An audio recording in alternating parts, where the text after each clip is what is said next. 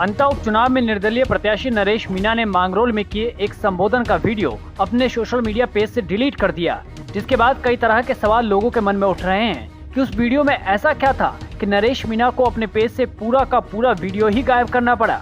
दरअसल नरेश मीणा ने उस वीडियो में कांग्रेस प्रत्याशी प्रमोद जैन भाया को लेकर कुछ ऐसा बोला जो उनके लिए मुसीबत खड़ी कर सकता था। नरेश मीणा ने न सिर्फ प्रमोद जैन भाया के लिए गलत कहा बल्कि उन पर कार्यकर्ताओं को दबाने का आरोप भी लगाया।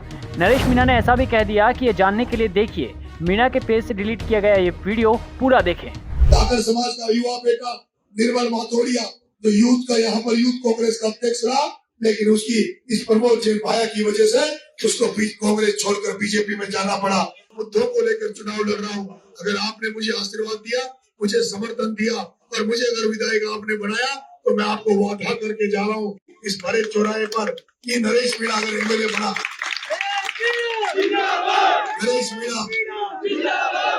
मीणा अगर एमएलए बना तो यहाँ से भ्रष्टाचार को जड़ से उखाड़ फेंकूंगा।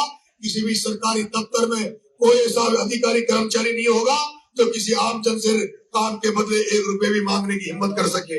मेरे किसान भाइयों के साथ खाद का कट्टा मिलता है।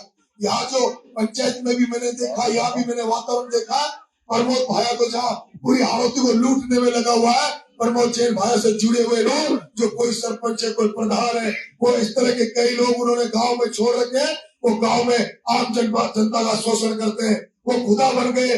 गांव में वो जो कहते हैं वही काम होते हैं। आम आदमी का गांव में कोई सुनवाई नहीं है। अगर नरेश मीणा एमएलए बन गया तो नरेश मीणा एमएलए बनने के बाद जिस तरह से आज प्रमोद जैन भाया को टारगेट कर रहा हूँ, जिस तरह से आज प्रमोद जैन भाया रावण रूपी प्रमोद जैन भाया को मारने का प्रयास कर रहा हूँ, आपका बेटा एमएलए बनने के बाद तो गाँव में ये जो प्रमोद जैन भाया रूपी रावण के जो गांव में जो मेघनाथ और जो कुंभकर्ण बनकर घूम रहे हैं, जो जनता का शोषण कर रहे हैं, जो कहते हैं इस गांव में तो वही काम होगा जो हम चाहेंगे। हम चाहेंगे जिसका काम होगा हमारे साथ रहेगा, उसी की भलाई होगी। हमसे जो दूर जाएगा, हमारे खिलाफ बोलेगा, उनको जेलों में डला देंगे, मुकदमे लगा देंगे। मैं कह रहा हूँ प्रमोद जैन भाया का इलाज कर सकता हूँ तो ये गाँव में जो ये मेघनाथ और ये जो कुंभकर्ण बनकर प्रमोद भाया के आदमी घूम रहे, इनका अंत भी नरेश मीणा करेगा।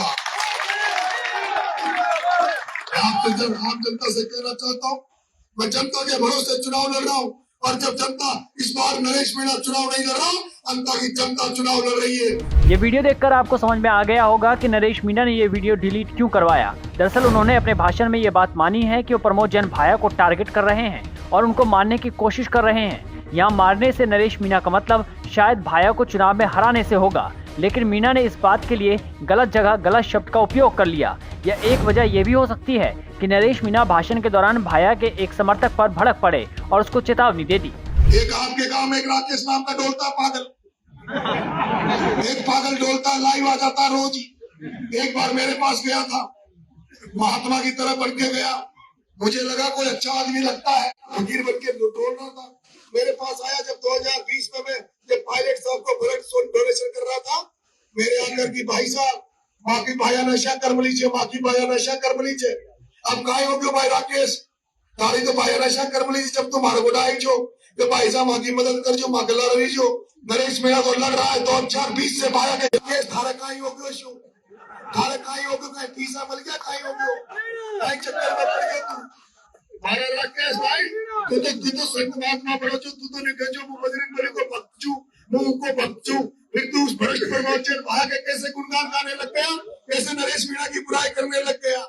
ये दोनों वीडियो देखकर आप समझ ही गए होंगे कि सोशल मीडिया की दुनिया में अगर तोड़ मरोड़ कर मीणा के बयानों को परोसा जाए तो अंता की जनता को भ्रमित कर सकते हैं, जिसका सीधा असर उपचुनाव पर पड़ेगा। शायद यही वजह रही होगी कि नरेश मीणा को ये वीडियो डिलीट करवाना पड़ा।